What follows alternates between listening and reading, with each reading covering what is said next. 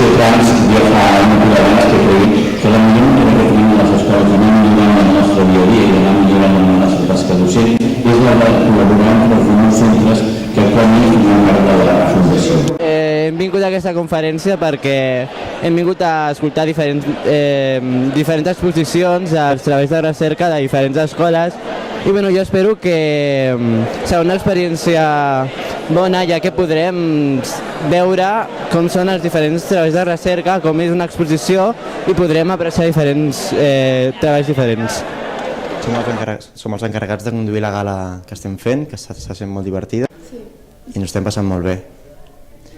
Jo soc mag, llavors em fa molta il·lusió fer màgia, introduir la màgia en aquesta gala per fer-ho més dinàmic i està sent això molt divertit. I el meu TR, anomenat La clau del futur, l'energia lliure, va sobre com dissenyar una bobina Tesla de disseny propi. Vaig pensar que provaria de fer una bobina Tesla de disseny propi. Amb aquesta, ionitzar l'aire. I com a valor afegit, introduir-la dins d'una maqueta a escala del projecte Warning Light. Doncs a mi el que m'ha agradat més ha estat els videojocs, perquè m'agrada bastant els videojocs.